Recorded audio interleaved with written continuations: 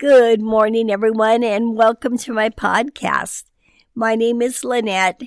Today we're going to talk about protecting your peace in a negative world, which seems to be a challenge no matter what age, no matter what demographic, no matter what socioeconomic.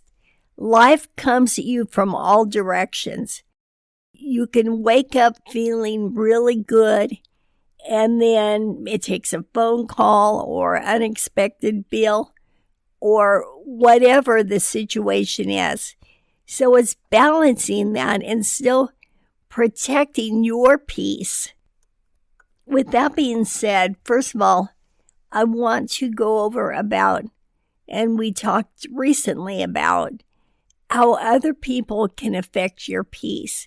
You're kind of drug into how they're feeling, to what emotions they're sending off. And so thinking that we need to fix them or make them happy or whatever the situation is a big mistake.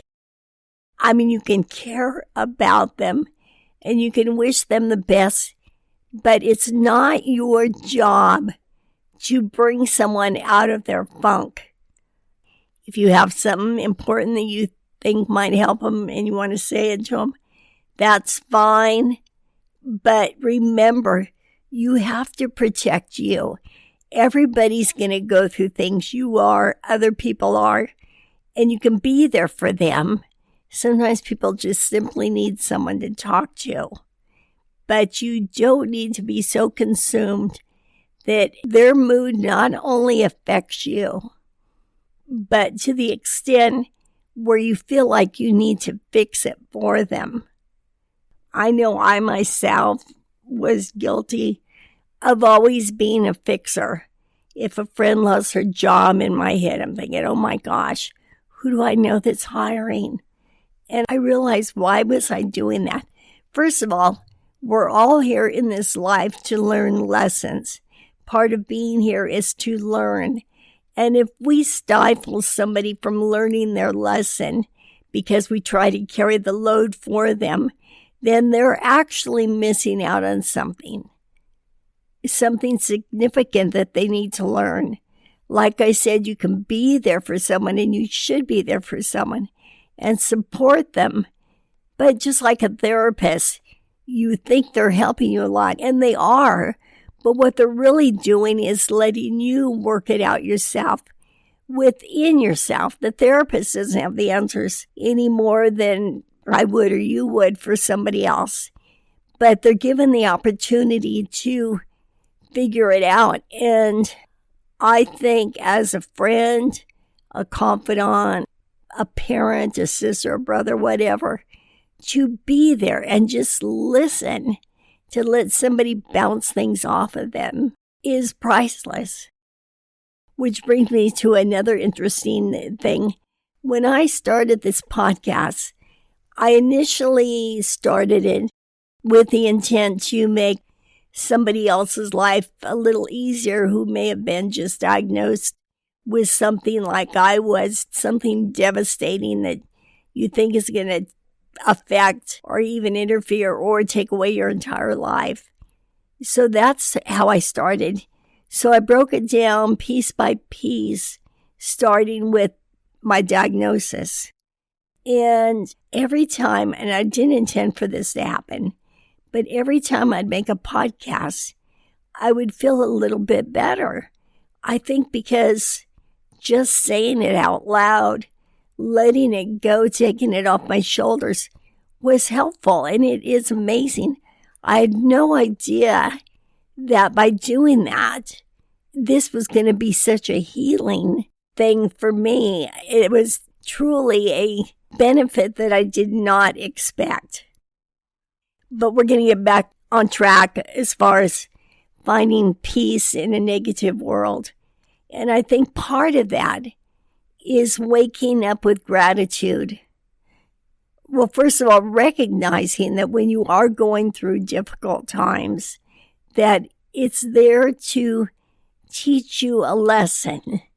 And so you need to look at it as, What lesson am I to learn? What would be the best way to handle this? And again, we're going to back up even further. It gets back to prayer and meditation. When you are going through a difficult time, the first thing you need to do is pray about it, meditate to get the answer, and then move forward accordingly. It doesn't mean it's not going to make your mood go up and down, but rest assured you're not alone. We may not all be going through the same thing, but everybody on this earth goes through things to make them grow, to make them develop. When you look back on your life and you see how you were, I don't know, a decade ago, whatever, how you handled things then compared to how you handle things now, it's like night and day. And you wouldn't have learned and you wouldn't have grown and you wouldn't have gotten to that extent if you didn't go through certain situations. But after you do all of that, first and foremost, I think the most important thing is gratitude. And I'll confess, I'm guilty of not saying or not vocalizing my gratitude for everything I have, because I am truly grateful for all of it. But I tend to look at what needs to be taken care of instead of being grateful for this beautiful day, just everything. So I think part of keeping your peace is recognizing what you have in this world to be grateful for, what you've already been given, not what you're lacking, but what you have. And when I say what you have, it even translates to us physically, because I think we put a toll on ourselves. We live in a society where there is so much competition in terms of looking at videos, looking at, well, not so much magazines anymore, but mostly videos, and worrying about this cream making you look younger, these eyelashes, whatever, to the extent of what you're going to wear that day, how you're going to look, if you're a few pounds overweight. When you think about it, we put a tremendous amount of pressure on ourselves. Just getting up, just getting ready, just being who we are. I think one of the key aspects into finding peace is accepting yourself just as you are. Now, over time, we've talked about getting up and putting on your makeup, getting dressed, doing what you need to do. And I do that regardless if nobody is coming over, because that shouldn't matter. When you do that, when you think about what you want to wear, what you want to look like, you do it for you. But don't look at yourself in a way where like, I wish I had this, I wish I had that. But love what God has given you. And that is a true gift. And I'll tell you right now, the people that think beauty is in what they look like, true beauty comes from confidence. And I think as you grow as a person, you will find the importance in a confident person is more attractive than actual beauty. I know initially sometimes we see someone that we think is really attractive and they catch our eye. But if you're around someone, I don't care what they look like, and they don't love themselves or have confidence, the attraction is short-lived. So what I'm saying is that when you get up, when you give your gratitude for all that you have, including who you are, what you look like, there's only one of you. God bless you. We are all lucky to be here. But you comb your hair, put on your makeup, get dressed, because it makes you feel good. So stop doing things to impress other people. Do it for you. Do it because it makes you feel good. When you adjust your diet, when you give up certain things, you do it because you want to be your best. It's all part of being your best self. And then anybody else that comes into your life, is just a bonus. There's too much emphasis put on having somebody in your life. Granted, I know it's human nature. I know none of us want to be lonely. But I will tell you that no matter who you are or are not with, loving yourself first fills that huge void to where everything else is just a bonus. Because you can be with someone and still feel that loneliness. And if you're there for yourself, if you are all you need to be, then you can walk freely. And when you meet someone, if they're an addition to you, if you're getting enhanced by being with this person, then that's a blessing. That's great. But it's not, or it shouldn't be, your reason for getting up in the morning, getting dressed, putting on your makeup. You should be your first and top priority as to why you get up and do things. I know and I understand living in the real world. We wake up and maybe we have bills or certain things that are distracting us that need to be taken care of that are stressful. And I certainly don't mean to undermine that because it is a reality. But remember, you're human. You can only do what you can do. Keeping things in the right priority is certainly helpful. But I think backing up a bit, I think starting out with gratitude for what you have and then taking care of that. Taking good care of yourself, being grateful for what you've been given, being grateful for the people that God has given you that are in your life, and celebrating all of that. Basically, I think finding peace, finding happiness, and even health, because it all equates back to health, is looking at things in a whole new attitude.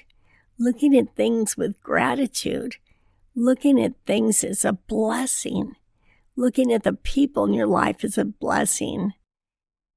You know, it's funny, I experience myself that anytime things are in order, I feel better mentally. And of course, it has to do with, again, taking care of yourself for yourself. And that includes makeup, nails, hair, just so you feel good, but don't get consumed by it and don't dwell on imperfections because those imperfections are what make you, you. But with that being said, above and beyond that, I notice when my house is in order, I feel mentally better. It's really interesting. I was telling a friend of mine, when my house is in order, I don't mind cooking. When my house is a mess, I just want to leave it and go out the door. So it's important that your house also includes your physical body. That is your house. That's your house of God. You want to keep that in order. And I think striving for peace is a very important part of keeping it in order. I also noticed when I watch what I eat, limit sugar, caffeine, and I know I've talked to you about being happy, doing what makes you happy, but there's also a balance there. And I was giving up sugar and caffeine because I keep losing my voice, to tell you the truth. And I was just kind of troubleshooting. All of a sudden, I started feeling mentally better, more clear-headed, more focused. So I realized how important that step is. So now I wake up and I think, do I want coffee or do I want to feel better? So it's kind of your choice. I mean, you don't have to be really harsh on yourself. Find out what works for you. what makes you feel your best. And again, it's getting up with gratitude. It's looking your best, not somebody else's best, but your best for you, not for somebody else. Not dwelling on the imperfections, but enjoying and embracing who you are. Whether you think they're flaws or not, they're characteristics of the roads you've traveled, the journeys you've been on. And you should feel very proud of that you made it, you survived. And then it circles around to keeping everything around you in order, keeping priorities, keeping the people in your life that need to be the priorities. And I believe that's where the peace comes in. I know that before I started having mobility problems, I was on the go all the time. And I was one of these people that I felt like I had to have constant stimulation. It was like if things weren't happening, I was getting bored. I'm not saying that what I'm going through medically was done to me deliberately. However, what I did learn from it, it made me sit down, not be on the go all the time, but enjoy and being happy with who I am, with what's around me, without having to keep stirring the pot and stimulating things and keep having new adventures. And honestly, I have found it's a pretty nice way to live. It really is, to just enjoy and be at peace with what you have.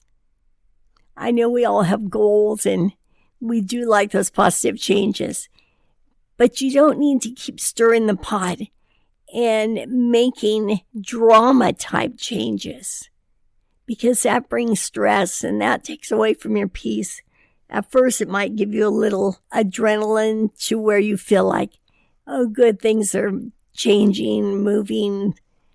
But the big picture is taking the positive steps, knowing that you're going in the right direction, knowing that you have your priorities straight. But we all have stressors. We all live in this world. We all know what it's like to have things come up that does distract us.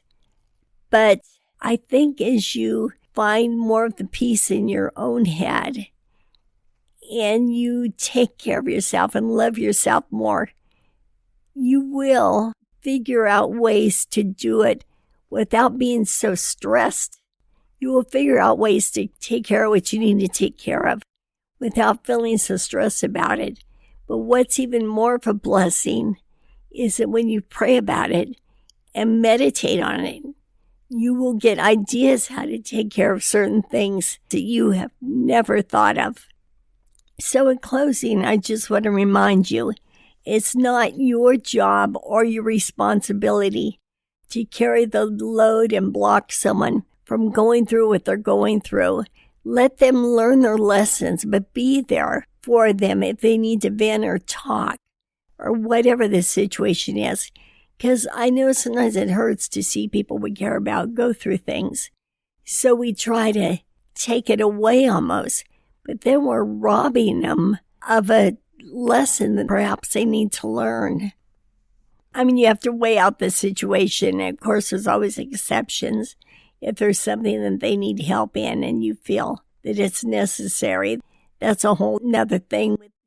Each scenario we talk about, there's always exceptions to the rule.